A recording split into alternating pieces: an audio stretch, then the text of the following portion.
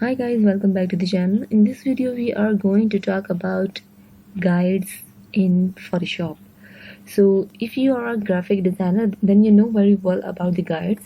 So if you're done with your work and you don't want to see these lines or guides on your post or your work, so you can remove it by moving this cursor. So but if you move one by one, so this will be more time taking to remove all the guides or from your posts. So let's clear it by one click. What you have to do, you have to go on view, just simply go down and here you will see clear guides. When you click on clear guide, your guides will be automatically removed from your post. So guys, this is how to clear guides in Photoshop. Hope you like this video. Thank you so much. Good luck.